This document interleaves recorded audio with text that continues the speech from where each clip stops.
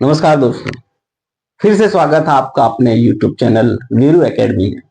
दोस्तों, जो हम बायोलॉजी का सीरीज लेके चल रहे थे उसमें से हमने काफी चीज आपको कवर करा दिया है डाइजेशन सिस्टम का। पहला हमने कराया है बक्कल कैविटी, यानी माउथ से जो होता है, माउथ को हमने क्लियर करवा दिया है। ठीक है, कि कैसे इसको बक्कल कैविटी भी बोलते हैं, यानी मुख गुहा। हिंदी में इसको कहते हैं मुख गुहा। ठीक है, तो इसमें क्या होता है कि जो इन दांत होते हैं, दांत के प्रकार हमने बता दिया था। ठीक है, कि इसको हम क्रस्ट बोलते हैं, जो ऊपरी भाग होता है, निचली भाग को रूट बोलते हैं। ठीक है, ये जो है वो इनामिल कहलाता है, ये डेंटाइन कहलाता है, ये होता है, ये जो हॉलो स्फीयर होता है इसको हम बोलते हैं रूट कैनाल। क्या बोलते हैं? रूट कैनाल बोलते हैं। ठीक है, इसमें आर्टरीज वेन होती हैं। ठीक है, ये दांत के तो पार्ट हो गए, लेकिन दांत के प्रकार यदि बात करें तो दांत 4 प्रकार के होते हैं: इंसीजर, कैनाइन, प्रीमोलार और मोलार। ठीक है, फिर इसके बाद हमने सलाइवरी ग्लैंड के बारे में जाना था। सलाइवरी ग्लैंड कितने प्रकार के होते हैं? 3 प्रकार के होते हैं। ठीक, इसके बाद खाना को हम जब चबाते हैं तो खाने के साथ हमारा लार वो मिक्स हो जाता है। लार मिक्स जब हो जाता है तो उसको मिक्स फॉर्म को क्या कहते हैं? बोलस कहते हैं। क्या कहते हैं? बोलस। ठीक है, अब ये बोलस क्या होता है? ऑसोफेगस में आता है, फूड पाइप में आता है, फूड पाइप। ठीक है, फूड पाइप में आ गया। अब इसमें एक विशेष प्रकार की गति होती है, इस गति को कहते हैं क्रमांकुंचन गति। क्या कहते हैं? क्रमाकुंचन गति। ठीक है, इस क्रमाकुंचन की गति के कारण अब यहां से ये दब जाएगा। जब ये दब जाएगा तो खाना आगे की तरफ फॉरवर्ड होगा। ठीक है, जब मान लो खाना यहां आ गया तो ये वाला पोर्शन दब जाएगा, ऐसे ऐसे। ठीक है, अब ये खाना फिर आगे की तरफ आ जाएगा। अब खाना पेट में आ चुका था यहाँ पे। ठीक है, हम पेट के बारे में जान लिया थे, यानी अमाशय के बारे में जान लिया था हमने। अब अगला प्रोसेस होता है पेट का, यानी अमाशय का, जिसे इंग्लिश में स्टोमच कहते हैं। स्टोमच में क्या होता है? जब खाना आता है तो उसमें 3 पार्टों में बटा होता है स्टोमच। पहला पार्ट है कार्डिया, जो उस भाग को कहते हैं जहां हमारा फूड पाइप आके मिलता है। ठीक है, उसके ठीक ऊपर दूसरा भाग होता है, जैसे ये है, ये वाला भाग जो होता है ये क्या कहलाता है? कार्डिया कहलाता है। और ये वाला जो भाग है ये क्या कहलाता है? फंडस कहलाता है। और ये वाला जो भाग है ये कहलाता है पाइलोरस। ठीक है, और यहाँ एक वाल्व होता है, इस वाल्व को क्या कहते हैं? इसके बारे में हमने बता दिया था पिछले वीडियो में। यदि आपने वो वीडियो नहीं देखा है तो प्लीज वहां पे जाकर के देख लीजिए, डिटेल्स में है। ठीक है, हमने बस इस कड़ी को आगे बढ़ाने के लिए सब चीजें बताई है। ठीक है, इसके आगे कुछ और चीजें बता देता हूं जो ऑलरेडी हमने बता दिया है। ठीक है दोस्तों, हमने क्या बताया है कि इसमें ग्लैंड होता है। इस ग्लैंड को क्या कहते हैं? Gastric gland. Gastric gland, gastric gland में 2 सेल होते हैं।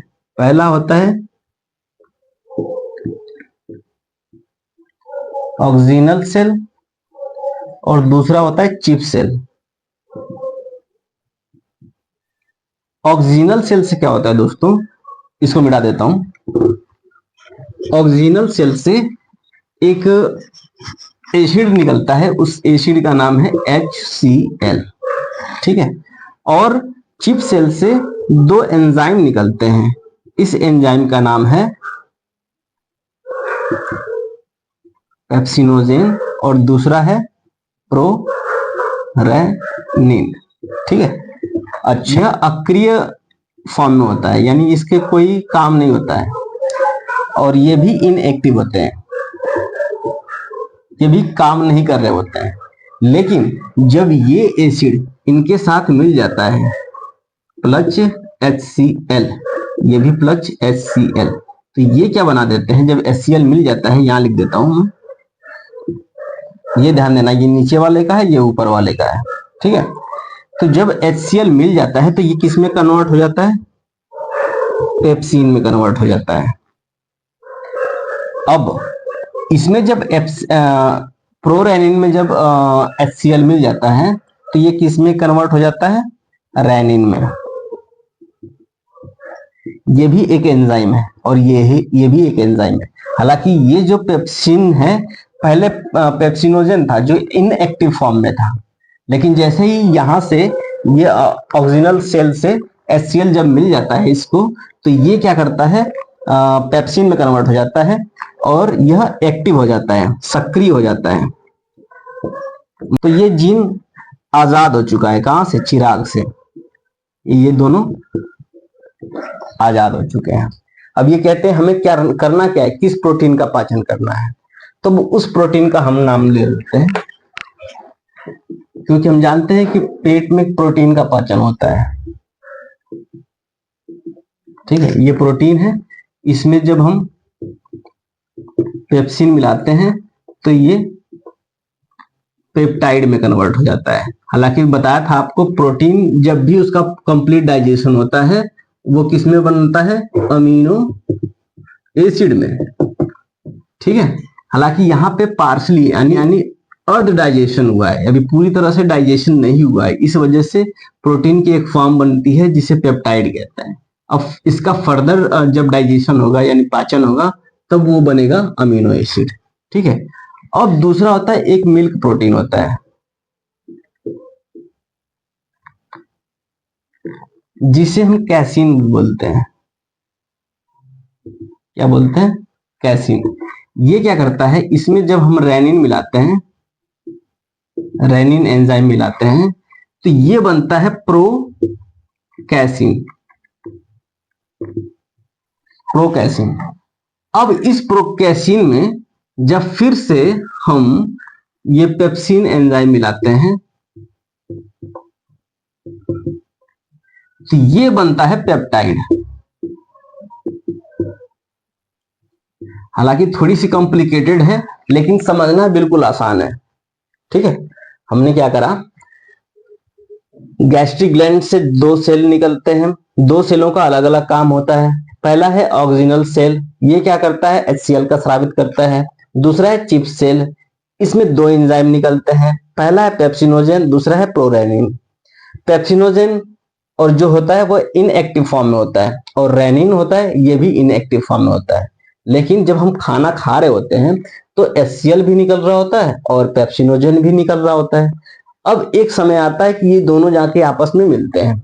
जब इनएक्टिव पेप्सिनोजन और इनएक्टिव प्रोरेनिन आपस में मिलते हैं तो जब ये मिलता है तो बनाता है पेप्सिन और प्रोरेनिन मिलता है HCl से बनाता है क्या, रेनिन। ये एक एंजाइम है। हालांकि एंजाइम होता क्या है इसके बारे में जान लेते हैं। किसी भी अभिक्रिया के अंदर अभिक्रिया की दर को बढ़ा देना या घटा देना, ये काम क्या करता है, एंजाइम करता है, ठीक है। लेकिन खुद उस पाचन में भाग नहीं लेता है। जैसे हम रसायन विज्ञान में पढ़ते हैं, केमिस्ट्री में पढ़ते हैं कि जो कैटलिस्ट यानी उत्प्रेरक होते हैं वो किसी भी रसायन की अभिक्रिया की दर को बढ़ा देते हैं और घटा देते हैं, लेकिन अभिक्रिया में भाग नहीं लेते हैं। ठीक वही काम करता है एंजाइम ह्यूमन बॉडी में, ठीक है। तो ये क्या करता है, ये इस प्रोटीन को जब प्रोटीन के साथ पेप्सिन मिलाते हैं तो पेप्टाइड बनता है, जो कि प्रोटीन के पाचन का एक कड़ी है।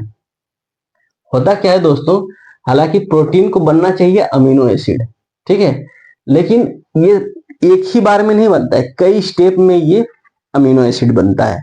तो उस स्टेप का एक हिस्सा है पेप्टाइड, ठीक है। यानी प्रोटीन सबसे पहले पेप्टाइड में बदलेगा, फिर पेप्टाइड से फिर इसके बाद अमीनो एसिड में बदलेगा, ठीक है।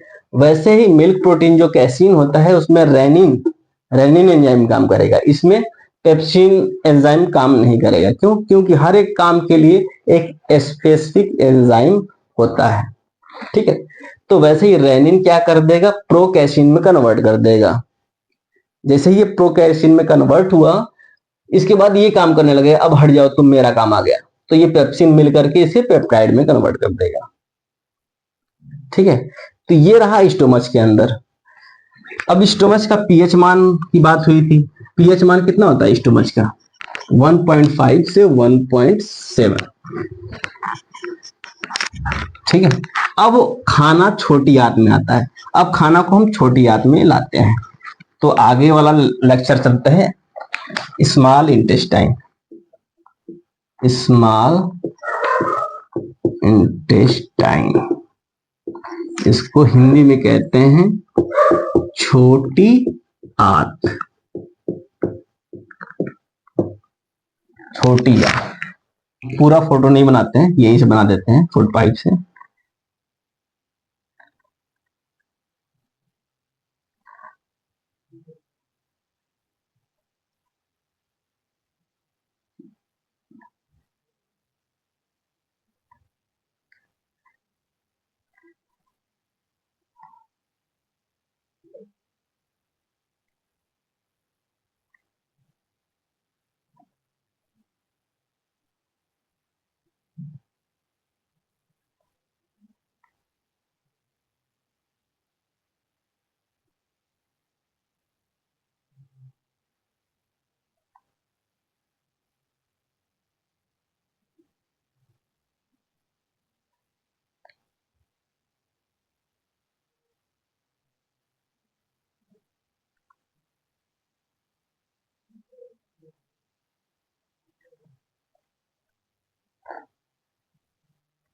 तो दोस्तों आपने देख लिया कि छोटी आंत है, उसकी लंबाई 6 से 6.5 मीटर होती है।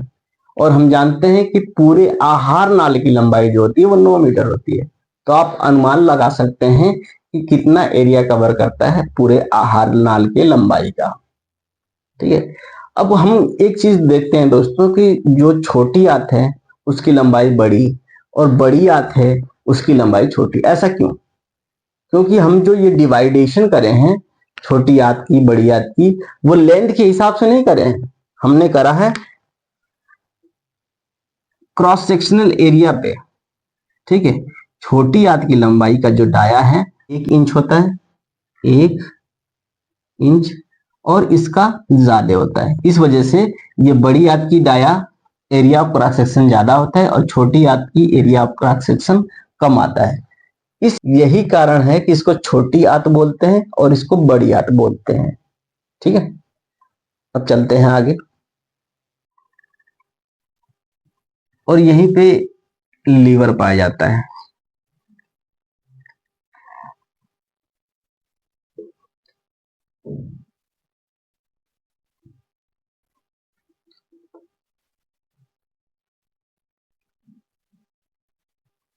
यहाँ पे एक स्ट्रक्चर होता है लिफ लाइक स्ट्रक्चर, इसे कहते हैं पैंक्रियाज यानी अग्नाशय। और यह अपना आता है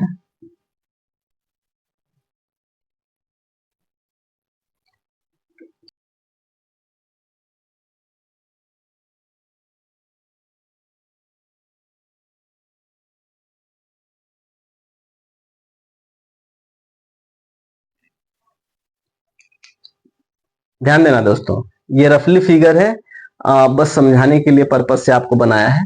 खाना हमारा फूड पाइप से यहाँ आया, फिर पेट में आया। पेट के बारे में हमने जानकारी दे रखा है, इस वजह से ज्यादा जानकारी इसमें नहीं देता हूँ। आपको ज्यादा जानकारी चाहिए तो आप मेरे पिछले वाले लेक्चर में जाके देख सकते हैं। खाना यहाँ पे 4 से 5 घंटे रहता है। इसका प्रोटीन, यहाँ पे प्रोटीन का डाइजेशन हो जाता है, जिस जहाँ पे प्रोटीन किस में कन्वर्ट हो जाता है, पेप्टाइड में। ठीक है, पेप्टाइड में कन्वर्ट हो चुका है, प्रोटीन का पाचन हो चुका है, अर्धपाचन कहते हैं इसको, अर्धपाचन हो चुका है। अब ये अर्धपाचन होने के बाद खाना यहाँ पे एक वाल्व के माध्यम से खाना इस भाग में आता है, और ये छोटी आंत का एक भाग है जिसे हम कहते हैं ड्यूडेनम। यह ऊपर वाला भाग होता है, और इसके ठीक नीचे एक और भाग होता है जिसको बोलते हैं जेजुनम। एकदम बिल्कुल नीचे वाला भाग होता है तीसरा नंबर जो एकदम बिल्कुल नीचे वाला भाग छोटी आंत का, जहां से वह बड़ी आंत से कनेक्ट होता है, उसको बोलते हैं इलियम। उसको क्या बोलते हैं? इलियम। ठीक है दोस्तों, ओके। अब देखो, हमने पढ़ा था दोस्तों कि लीवर और पैंक्रियाज, ये पैंक्रियाज है अग्नाशय, और ये लीवर है यकृत। हमने आपको पहले ही बताया था कि लीवर और पैंक्रियाज ये दोनों ही हमारे एलिमेंट्री कैनाल के हिस्से हैं, क्योंकि पाचन में इनका भी अहम रोल होता है, भोजन के पाचन में इनका भी अहम रोल होता है। अब हम जानते हैं, पहले लीवर के बारे में जानेंगे और इसके बाद पैंक्रियाज के बारे में जानेंगे। लीवर क्या करता है, अपने अंदर से एक जूस निकालता है, उस जूस को कहते हैं पित्त। क्या कहते हैं? पित्त, या हिंदी में कहते हैं बाइल जूस, इंग्लिश में कहते हैं बाइल जूस। अच्छा, अब ये बाइल जूस निकल रहा है।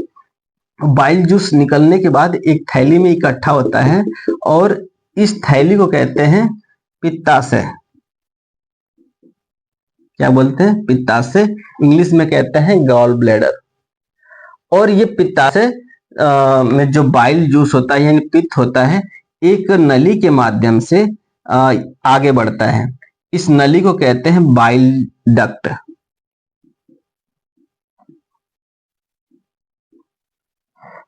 ओके दोस्तों, इस डक्ट को क्या कहते हैं? Bile duct. डक्ट मतलब होता है नली, इस नली को कहते हैं बाइल डक्ट। और यही पैंक्रियाज यानी अग्नाशय से एक जूस निकलता है, उस जूस को कहते हैं पैंक्रियाटिक जूस। वो पैंक्रियाटिक जूस एक नली के माध्यम से यहाँ पे आकर के मिल जाता है। यहाँ पे इस नली से आकर के ये दोनों आपस में मिल जाते हैं। पहले से यहाँ से पैंक्रियाटिक जूस जा रहा है और यहाँ पे बाइल जूस जा रहा है, और दोनों जूस आकर के एक दूसरे से मिल जाते हैं और यहाँ पे इस वाले हिस्से में खुलते हैं। जहां ये खुलते हैं उस हिस्से को डेडुनम कहा जाता है। कौन सा हिस्सा कहता है? डेडुनम। डेडुनम किसका हिस्सा है? छोटी आंत का हिस्सा है। ये ध्यान देना दोस्तों। अब क्या होता है, ये जो दोनों एक साथ मिल रहे हैं, ध्यान दीजिए, पैंक्रियाटिक डक्ट और बाइल डक्ट जो आपस में मिल जाते हैं तो एक अलग प्रकार का डक्ट बनता है। इसको कहते हैं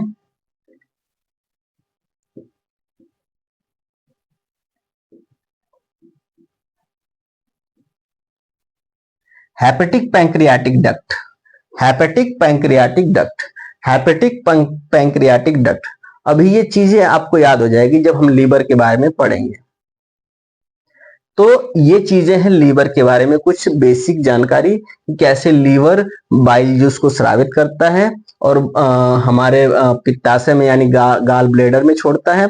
गाल ब्लेडर में हमारा ये चीज स्टोर रहती है और बाइल डक्ट की मदद से यहाँ आता है, और पैंक्रियाटिक जूस जब यहाँ आती है तो एक दूसरे से मर्ज हो जाते हैं ये डक्ट। उस डक्ट को कहते हैं हेपेटिक पैंक्रियाटिक डक्ट। ठीक है दोस्तों, अब ये आगे मिल जाता है। हालांकि इसके सबसे पहले हम लीवर के बारे में जानेंगे, इसके बाद पैंक्रियास के बारे में जानेंगे। तो चलते हैं लीवर के बारे में, क्योंकि लीवर भी हमारे शरीर में पाचन में बहुत अहम रोल अदा करता है। हालांकि पाचन के साथ साथ जितने भी काम करता है उसके बारे में भी जानकारी लेंगे। तो सबसे पहला पॉइंट चलते हैं लीवर। लीवर, इसको हिंदी में कहते हैं यकृत।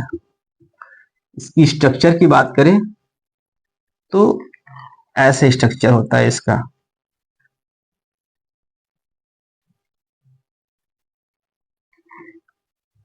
ऐसा ही कुछ होता है नॉर्मली। ओके दोस्तों, ये है लीवर। अब लीवर की यदि वजन की बात करें तो इसका वजन होता है 1.5 से 1.7 केजी। दूसरा पॉइंट है, यह हेपेटिक सेल से बना होता है, हेपेटिक कोशिका। ये जान लेते हैं कि हेपेटिक सेल क्या होता है। हेपेटिक सेल वह सेल होते हैं जिसके अंदर रीजनरेशन की गुण पाए जाते हैं। रीजनरेशन क्या होता है? रीजनरेशन वैसी प्रक्रिया होती है जिसके अंदर यदि शरीर का कोई अंग टूट जाता है या कट जाता है तो वो दोबारा विकसित करने की टेंडेंसी होती है। जैसे जो होती है वह खतरा महसूस करने पर अपने पोच को खुद ही तोड़ देती है, क्योंकि उसे पता है कि हमारे पोच में हेपेटिक सेल है जो इसे फिर से रीजनरेट कर सकता है, यानी फिर से पूंछ बना सकता है। तो हेपेटिक सेल क्या होती है, रीजनरेशन की टेंडेंसी रखता है, जिसकी वजह से फिर से इसके अंदर यदि कोई टूट फूट होती है तो वो रिकवर हो जाती है। मान लेते हैं इसका 20% हिस्सा काट दिया गया या डॉक्टर के ऑपरेशन के वक्त कट गया, तो कुछ दिनों के बाद आप देखेंगे कि ये 20% हिस्सा फिर से रिकवर कर लिया होता है ये लीवर। तीसरा पॉइंट क्या है, जो इसका अध्ययन कहलाता है उसको हेपेटोलॉजी कहलाता है।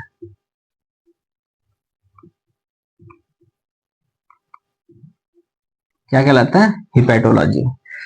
जो लीवर का अध्ययन कहलाता है वो हिपेटोलॉजी कहलाता है। एक होता है हर्पेटोलॉजी। दोस्तों हर्पेटोलॉजी में स्नेक्स या फिर जितने भी रेप्टाइल्स होते हैं, रेंग कर चलने वाले जीव, और वैसे जीव जो एम्फीबियंस होते हैं, यानी जो पानी में भी रहते हैं और जमीन पे भी रहते हैं, जिसे उभयचर कहते हैं, उनका अध्ययन हर्पेटोलॉजी में करते हैं। जबकि हिपेटोलॉजी में किसका अध्ययन करते हैं? लीवर का अध्ययन करते हैं। चौथा पॉइंट देख लेते हैं। चौथा पॉइंट है, यह सब शरीर का सबसे बड़ा एक्सोक्राइन ग्लैंड होता है। सबसे बड़ा एक्सो ग्लैंड। अब दोस्तों ग्लैंड के बारे में हम जान गए जिससे कोई भी ऐसा कोई रस स्रावित होता है, पाचन रस स्रावित होता है, उसको ग्लैंड कहते हैं। और इंडोक्राइन ग्लैंड क्या होता है, एक्सोक्राइन ग्लैंड क्या होता है, ये जान लेते हैं। ये है एक्सोक्राइन ग्लैंड, यानी बाह्यस्राविक ग्रंथि। बाह्यस्राविक ग्रंथि वैसी ग्रंथियां होती हैं जिसमें जो जूस निकलता है वो एक डक्ट के रास्ते निकलता है, एक नली के रास्ते निकलता है, तो उसे कहते हैं एक्सोक्राइन ग्लैंड। हालांकि यहाँ पे भी जो जूस निकल रहा है वो डक्ट के माध्यम से निकल रहा है, इसी वजह से इसको कहते हैं एक्सोक्राइन ग्लैंड। जबकि इंडोक्राइन ग्लैंड यानी अंतःस्रावी ग्रंथि में किसी प्रकार का डक्ट यानी ट्यूब नहीं होता है, वो डायरेक्ट ब्लड में अपने केमिकल्स को छोड़ देते हैं, तो वो क्या कहलाते हैं? Endocrine gland. जबकि इसमें डक्ट पाया जाता है, इस वजह से इसको एक्सोक्राइन ग्लैंड कहते हैं। और यह सबसे बड़ा है, क्यों? क्योंकि यह शरीर का सबसे बड़ा आंतरिक भाग है या आंतरिक अंग है। शरीर का सबसे बड़ा आंतरिक अंग, ये सबसे बड़ा आंतरिक अंग है। आंतरिक अंग कहने का मतलब शरीर के अंदर पाया जाने वाला अंग। शरीर के बाहर जो सबसे बड़ा अंग है वो स्किन है, इसमें कोई डाउट नहीं है। स्किन है यानी त्वचा है, त्वचा। जबकि शरीर के सबसे बड़ा आंतरिक अंग जो है वो क्या है? लीवर है। इसका वजन कितना है? 1.5 से 1.7 kg। यदि बात करें इसके सेल की, तो इसमें हेपेटिक सेल एक विशेष प्रकार का सेल पाया जाता है जिसके अंदर रीजनरेशन की टेंडेंसी होती है, अपने आप को रिकवर करने की क्षमता होता है। इसके अध्ययन को हेपेटोलॉजी कहलाता है। एक हर्पिटोलॉजी होता है, वह रेप्टाइल्स और एम्फीबियंस यानी उभयचर और रेंग कर चलने वाले जीवों का अध्ययन करते हैं। अब इसके बाद सबसे बड़ा एक्सोक्राइन ग्लैंड होता है। एक्सोक्राइन ग्लैंड वह ग्लैंड होता है जिसके रस को प्रवाहित होने के लिए डक्ट की आवश्यकता होती है, जबकि एंडोक्राइन ग्लैंड में किसी प्रकार का डक्ट की आवश्यकता नहीं होती है। एक्सोक्राइन ग्लैंड मतलब बाह्यस्रावी ग्रंथि, इंडोक्राइन ग्लैंड मतलब अंतःस्रावी ग्रंथि। इतना तक समझ में आया? यदि बात करें शरीर के सबसे बड़े अंग की, तो ये हो जाएगा स्किन। तब दूसरे नंबर पे हो जाएगा ये लीवर। लीवर कितने नंबर पे हो जाएगा? दूसरे नंबर पे। लेकिन यदि बात करें शरीर के सबसे बड़ा आंतरिक अंग, तो वो सबसे नंबर पे हो जाएगा लीवर। जैसे राजपाल यादव कहता है ना मैं, वैसे ही लीवर का चिल्लाता है मैं। और यदि दोस्तों इसके फंक्शन की बात करेंगे आप, तो इसके तो बहुत फंक्शन है। हालांकि जितना फंक्शन इसका है, आप चौंक जाएंगे कि कितना फंक्शन ये करता है अकेले बंदा। चलिए हम जान लेते हैं इसके फंक्शन के बारे में। इसको मिटा देते हैं।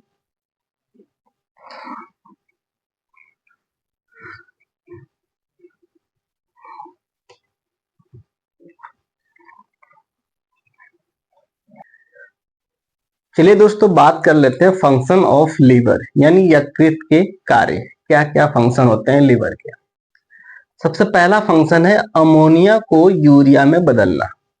दोस्तों हमारे शरीर में जितने भी नाइट्रोजनस वेस्ट हैं, जैसे अमोनिया वगैरह, अमोनिया हमारे शरीर में एक जहर के रूप में काम करता है।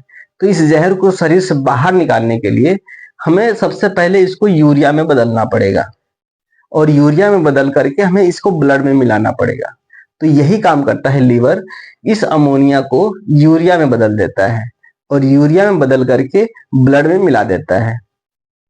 और ये ब्लड जब किडनी से होकर गुजरता है, तो वहां पर जब हम किडनी पढ़ेंगे तब हम जानेंगे कि यूरिया को कैसे छानता है और यूरिन में बदल देता है, यानी पेशाब में कन्वर्ट कर देता है। कौन? किडनी।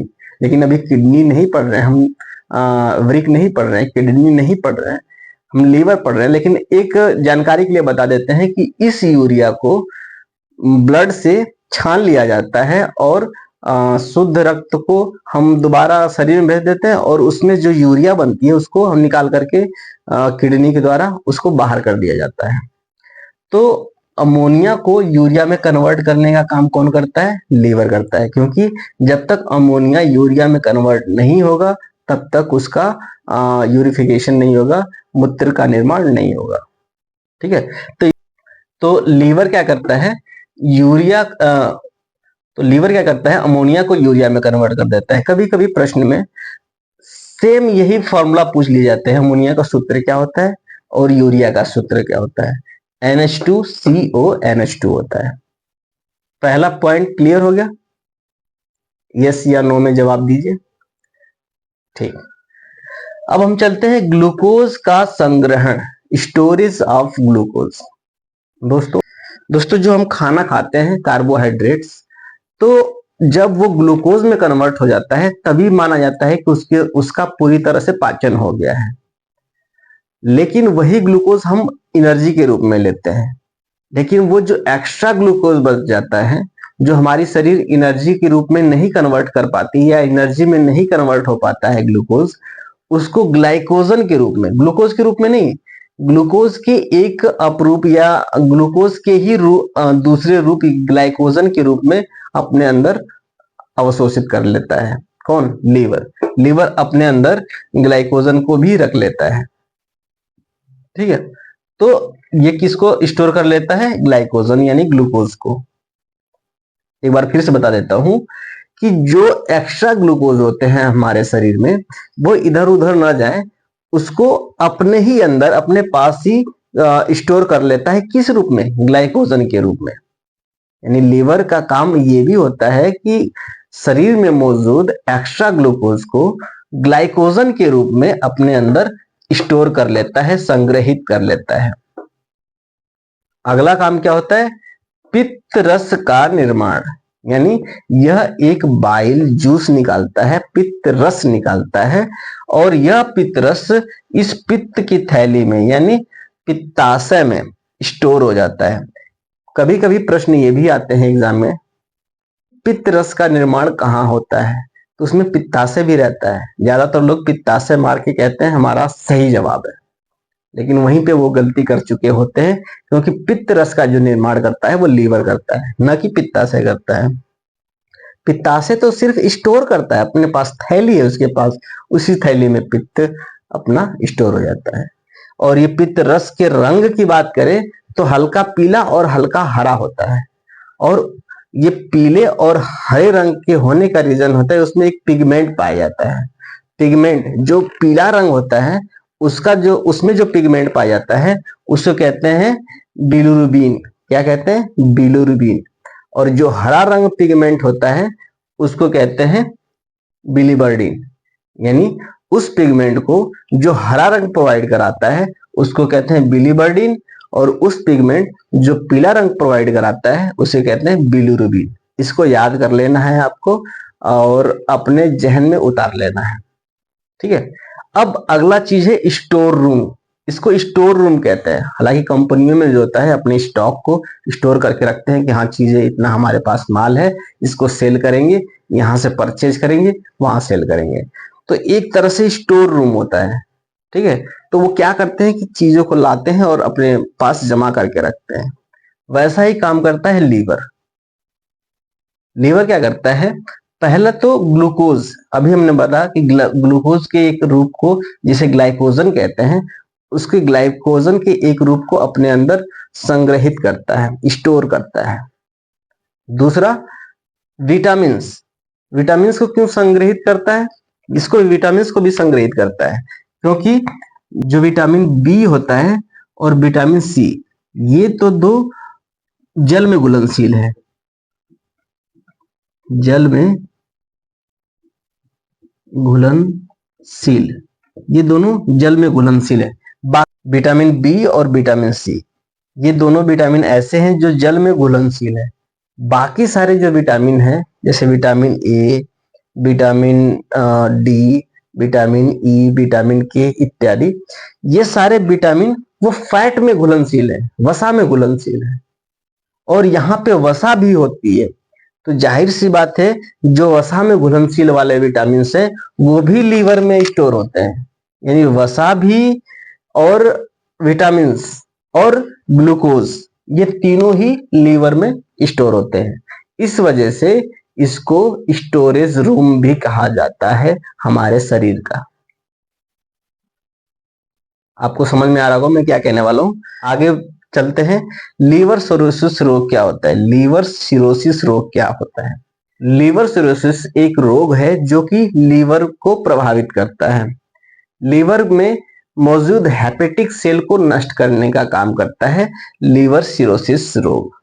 इसमें क्या होता है, जब व्यक्ति बहुत ही ज्यादा ड्रिंक करने लगता है, दारू वगैरह पीने लगता है, तो उसके हेपेटिक सेल डैमेज होने लगते हैं, जिसके वजह से उसके अंदर रीजनरेशन की क्षमता जो है वो धीरे धीरे खत्म होने लगती है। इसी वजह से दारू वगैरह पीने से लीवर बहुत ही जल्दी खराब होते हैं।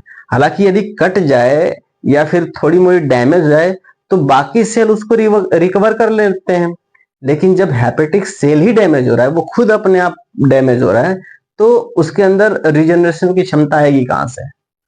तो रीजनरेशन की जो क्षमता होती है वो खत्म होने लगती है किस रोग में, लीवर सिरोसिस रोग में। इस वजह से इंसान को कभी दारू नहीं पीना चाहिए, ठीक है। अगले पॉइंट पे चलते हैं, विषाक्त पदार्थ के प्रभाव को कम करना। यानी जब भी कोई आत्महत्या करता है जहर लेकर के, या फिर किसी को जहर दिया जाता है, तो लीवर क्या करता है, पहले तो उससे फाइट करता है और जहर के प्रभाव को कम करने की कोशिश करता है। इसी वजह से जब कोई व्यक्ति जहर खाने से उसकी मृत्यु होती है तो डॉक्टर क्या करते हैं, पोस्टमार्टम में इसी लीवर का जांच करते हैं। यदि लीवर में बहुत ज्यादा दिक्कत हुई तो ये जान लेते हैं कि इसे जहर का अधिक डोज दिया गया है, जिसकी वजह से लीवर बिल्कुल डैमेज हो चुका है। यदि कम मात्रा रहती है जहर की तो ये लीवर खुद इसके अंदर टेंडेंसी रहती है, यदि स्वस्थ लीवर है तो उस विषाक्त पदार्थ यानी जहर को कम कर सकता है या खत्म कर सकता है। तो दोस्तों ये रहा फंक्शन लीवर का। तो लीवर के लेक्चर को यही खत्म करते हैं। कल जानेंगे पैंक्रियाज यानी अग्नाशय के बारे में, बाकी छोटी आंत के और जितने भी भाग हैं उसके बारे में, फिर इसके बाद बड़ी आंत देख लेंगे, फिर इसके बाद हम डाइजेशन सिस्टम का एक ओवरऑल व्यू ऊपर से। दोस्तों लीवर के बारे में हम लेक्चर यही खत्म करते हैं। कल हम देखेंगे अग्नाशय के बारे में, फिर छोटी आंत, फिर बड़ी आंत। इस प्रकार से हमारा डाइजेशन सिस्टम खत्म हो जाएगा। तो दोस्तों आज के लिए बस इतना ही। मिलेंगे कल नए उमंग, नए तरंग और नए जोश के साथ। तब तक के लिए जय हिंद।